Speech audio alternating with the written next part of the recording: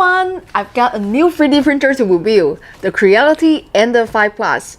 No groans, it's not like the Ender-3 Pro. There are actually some significant design changes that set it apart from the regular Ender-5. But yeah, I'm not a big fan of the whole Plus, Pro, Max naming thing either. Fortunately, you don't buy Chinese 3D printers for their awesome English, like afraid of wet. The new Creality slogan is a bit better, create reality, achieve dreams. But apparently we're not just afraid of wet, we are also afraid of commas or at least an em dash.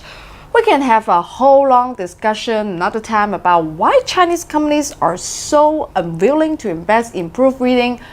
But today we'll focus on hardware, which unlike English, we are pretty good at. Now, this is the Ender-5 Plus. What about the Ender-5?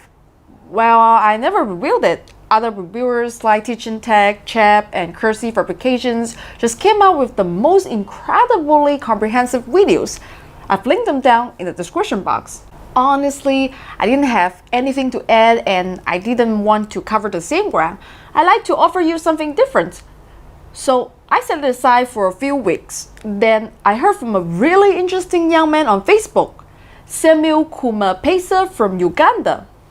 Samuel and his friends are drone enthusiasts, and with a 3D printer, they could print many drone parts. This is a very common use for 3D printers.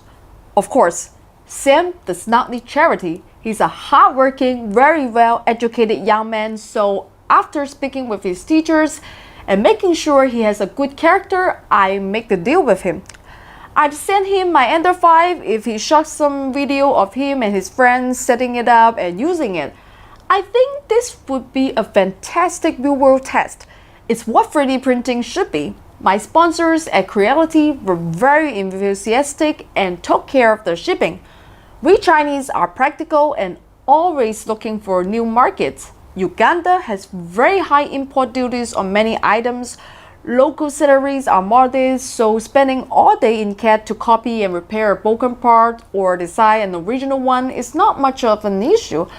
In many ways, it's a perfect environment for 3D printing as a practical small-scale manufacturing solution. It makes perfect sense to send one there, see if some smart young people can make a small business with it. In addition, Eason very generously offered to ship Sam's drone club several rolls of 3D printer filament to get started with. Eason makes a very high quality filament I use anyway, so I'm happy to use their products on my channel as a thank you. Both the filament and the 3D printers are on their way. I'll keep you updated and hopefully have some news and video for you soon from Uganda. Anyway, back to the Ender-5 Plus. Let's unbox it, assemble it, level it, and see what we've got.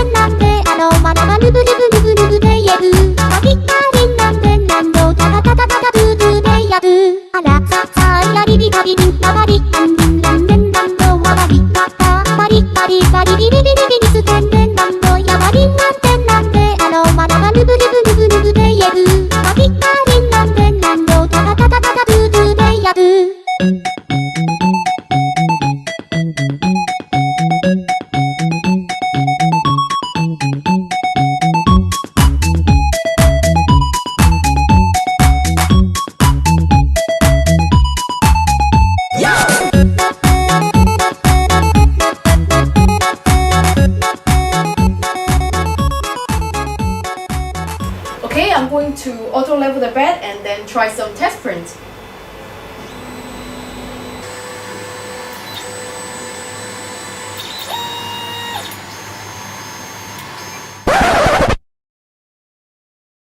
Wait, what happened? Well, I got the Ender-5 Plus put together, tried to print, and the firmware was no good. It just kept giving errors, the head crashed into the bed a couple of times. It was bad. I was so busy the rest of the day howling at Creality on the phone that I didn't have time to rack up the video. And the next day, the movers came. So this got shelved for a month while I set up my new place. During that time, Creality fixed all the bugs. And the very patient engineers came over a few days ago to make sure everything went okay and I wasn't going to go on a killing spree. It's my reputation on the line also, after all. Sponsor or not, I can sign off on the lemon. My reputation is the most valuable thing I have. Fortunately, the new firmware worked like a charm, so nobody count. Thanks to Creality for putting up with me. I'm just doing my job, but I know it's weird to financially support someone who keeps threatening to bicycle over to your factory and take a hammer to your production line if you don't patch bugs. I really appreciate their patience and understanding. So let me show you what I've got. Standard benchy. Looking decent, I wouldn't say exceptional, but good quality for an untuned printer profile. Given the configuration of the hardware, I am comfortable I can improve on that. It's not as good out of the box as some other more mature printers in the Creality lineup, but that's to be expected with brand new printer that the community hasn't worked on. The original Ender-5 is a favorite of modders. People who like a platform to build on and to modify a printer specifically for their needs. As an Ender-3 is a great printer for beginners, prints well out of the box, and modest upgrades will make it print a bit better. The Ender-5 and Ender-5 Plus print well out of the box, but you can get a really dramatic improvement with just a little bit of time invested. Much more than you'll see working on an Ender-3 in my opinion. The best quality prints from Creality printers that I've seen come out of tuned Ender-5 series printers. Aside from the benchy, let me show you what I've printed a dozen of. So awesome! It's a type of Chinese sword, a jian, also known as the Scarlet Sword. One of the most talented designers in the 3D printing community, John of 3D Printing World, designed it at my request. He has a whole variety of swords, but they are all European or Japanese, and I thought it would be fun for Chinese kids to have one of our swords from our history. John was so kind and made one, and every kid I've given one to has absolutely loved it. John has one of the most impressive portfolios in the community, including a 3D printer that is almost entirely 3D printed. If you are interested in 3D printing and really want to see some great designs and ideas, you should go check out his channel. there is a link in the description box. And thanks, John, you've made a lot of little kids really happy. I'll put a link to the STL in the description box. If you use it, please remember to give 3D Printing World attribution. It's a very small price to pay for such an awesome print. Also, Samuel and his drone and 3D printing club in Uganda got their Ender-5 from Creality and their filament from Ethan. Thanks so much for those donations. Hey, I'm Moses. And today we are having an Ender-5 3D printer. And I'd like to say big thanks to Nauru and Creality that made this possible for us. Okay, what's our next step? Installing the Z-axis. Yeah, right. So we're going to install the Z-axis right here. Okay? As you can see, I've got to find a way to get them a better camera and a tripod, but their enthusiasm is fantastic. They've been printing all week and I can't wait to see what sorts of designs they come up with. Please go follow their channel. Yes, it's a little rough, but they're doing great considering what they have to work with. A little encouragement goes a long way, and I'm going to twist the arms of some Chinese companies here and see if we can get them the Shenzhen tech they need to follow those dreams. After talking to Samuel about some of the challenges in Uganda, I think it's an absolutely perfect environment to test new tech and see how it holds up under less than optimal conditions. I'm hoping I can convince some local companies to see it the same way. Xiaomi, DJI. In closing, the Ender-5 Plus, the hardware is excellent and the print's acceptable as is out of the box. The auto leveling function works, but it's a bit counterintuitive as implemented. As with all printers, I would expect additional firmware revisions and profile twists to dramatically improve print quality. Last, this is a modest printer.